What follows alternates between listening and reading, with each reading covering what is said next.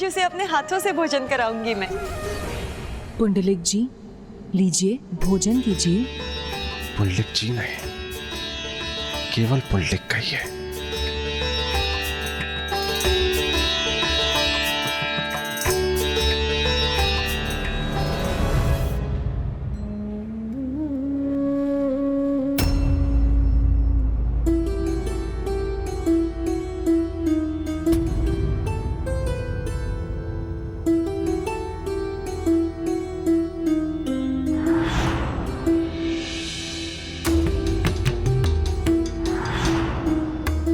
भाऊ को इनकी कोई चिंता नहीं, और ये हैं कि उनके लिए अपना सर्वस्व निछावर कर रहे हैं।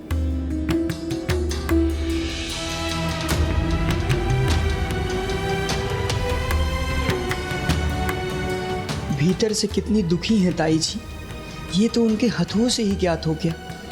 किंतु ये भी ज्ञात है मुझे, भाऊ के मन में एक बार भी इनका विचार नहीं आया होगा।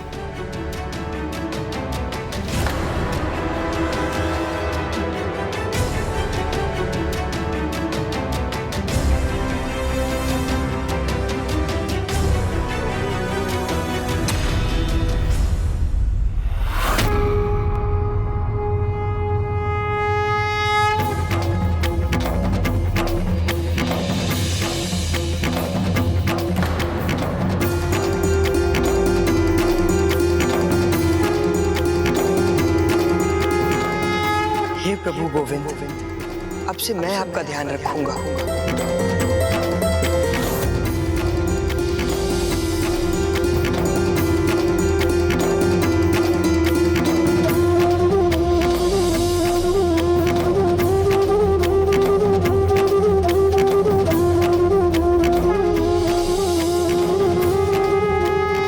हे गोपाला, हे नंदलाला, अब आपसे क्या छुपा है प्रभु?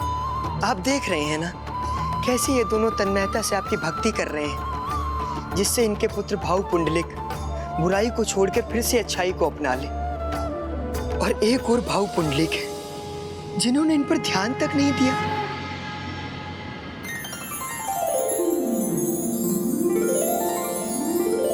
स्वादिष्ट है ना? माँ ने अपने हाथों से बनाया है। पर इसका स्वाद तो तुम्हारे हाथों के स्पर्श से बढ़ा है। प्रभु, ताऊ जी के साथ रहकर एक सत्य तो मैं समझ गया हूं कि आप अपने भक्तों का साथ कभी नहीं छोड़ते।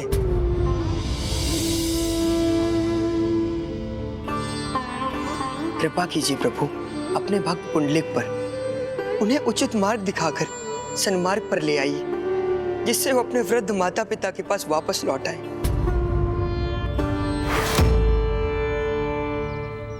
प्रभु, मानती हूँ आपका भक्त पुंडलिक आपको भूल बैठा है, किंतु वही दूसरी ओर आपका दूसरा भक्त आपके उसी भक्त के लिए आपकी पूजा अर्चना कर रहा है, किंतु आप ये प्रार्थना क्यों स्वीकार नहीं कर रहे हैं?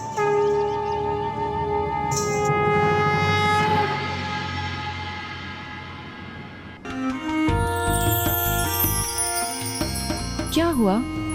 रुक जाओ, कहीं मत जाओ। चिंता हो गई क्या कि मैं अभी चली गई तो कहीं सदा के लेना चली जाऊं?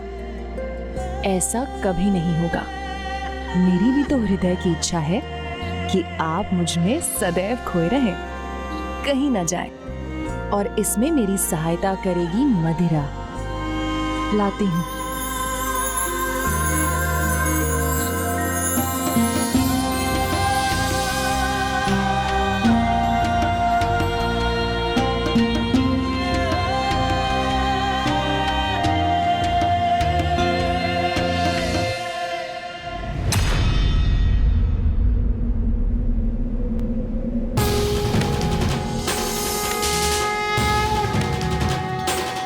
प्रभु, मेरे गोविंदा,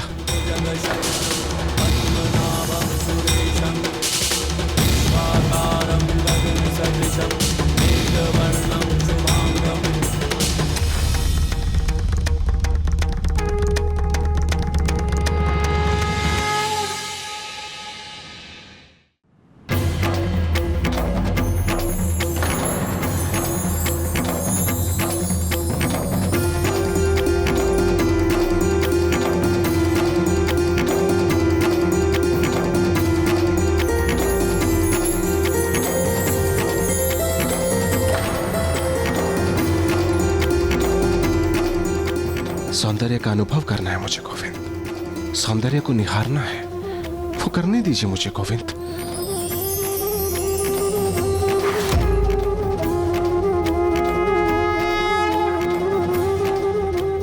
हे प्रभु, हे गोपाला, सुनिए मेरी गुहार, उचित मार्ग पर ले आइए भाव पुंडलिक को। हमारा पुत्र भटक गया है।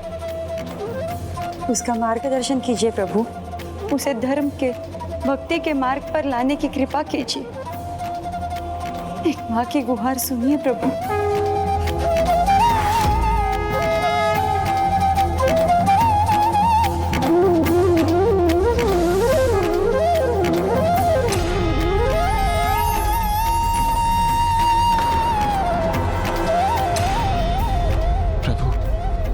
प्रभु जैसे प्रत्यक्ष सामने हो। क्या हुआ, ऐसे विचलित क्यों हो गए आप? पहले कभी मदिरा पान नहीं किया क्या? नहीं, कैसे बताऊं इसे, जैसे स्वयं प्रभु को देखा हो मैंने। मदिरा भी बन जाए अमृत समान, जो चख ले मेरे हाथों से।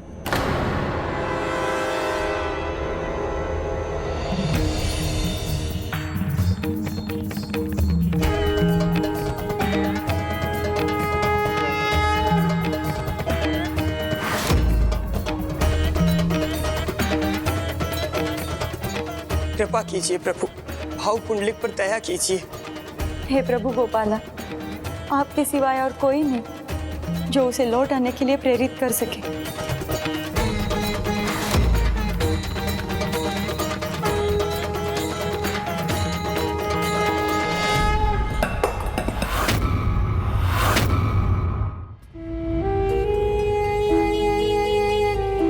मुझे जाना होगा, जाना होगा मुझे।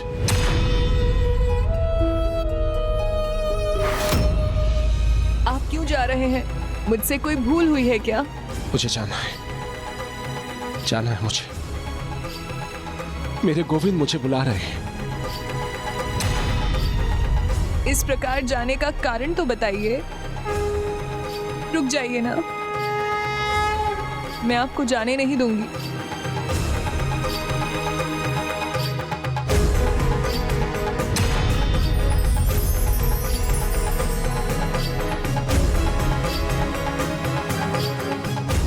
मुझे इस प्रकार निराश करके मत जाइए।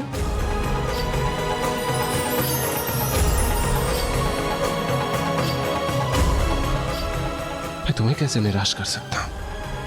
तुम्हारे साथ तो मुझे परम आनंद आता है।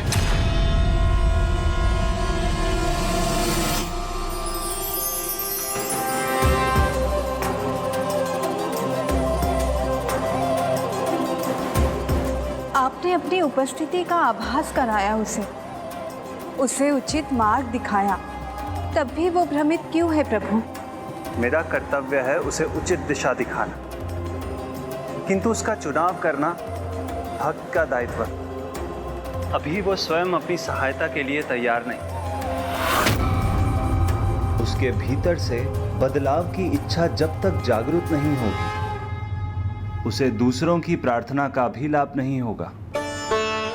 दूसरे किसी के लिए प्रार्थना करें, उससे सहायता तो मिलती है, किंतु उन संकेतों को समझना, उसके लिए तो स्वयं के हृदय में भगवान की भक्ति की लौ जगानी होती है। भक्त भटक भी जाए तो भी भगवान उसका साथ नहीं छोड़ते, वो तो सदा संकेत देते रहते हैं, किंतु कष्ट पूर्ण रूप से नहीं मिटते और उनके अनुसार चलना भक्त का दायित्व है। इसका एक उदाहरण तो मैं भी हूं ना प्रभु। लगता है महादेव मुझे लेकर निराश ही होंगे, इसलिए उन्होंने आपको भेजा मुझे की। भक्त मार्ग भटक सकता है, भगवान नहीं। वो तो सदैव अपने भक्तों की भक्ति का आनंद उठाने के लिए उनके साथ रहते हैं। और भक्ति की ये अनोखी परीक्षा अब भक्त पुंडलिक को ही नहीं, उसके समस्त परिवार को देनी थी। ऐसे कठिन समय में भी जो भक्त भक्ति नहीं त्यागते, अपनी आस्था और अपने विश्वास पर अडिग रहते हैं, उन्हीं की नैया पार होती है।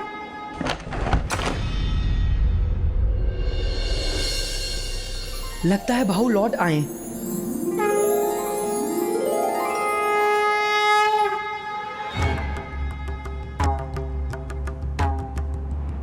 यहाँ तो कोई नहीं है, बस ताऊ जी और ताई जी भाऊ की प्रतीक्षा में। चिंता मत कीजिए सत्यवती, हमारा पुत्र लौट आएगा। व्यर्थ है आपकी प्रतीक्षा। जिसे आप दोनों की कोई चिंता ही नहीं, उसके लौटने की आशा क्यों कर रहे हैं आप दोनों? आप कैसे, आप दोनों का स्वास्थ्य कैसा है? यह सब भूल कर जो भटका हुआ है, जिसे आप दोनों का कोई विचार नहीं, उसके लिए दृष्टि गड़ाए बैठे रहने का कष्ट क्यों सह रहे हैं आप दोनों?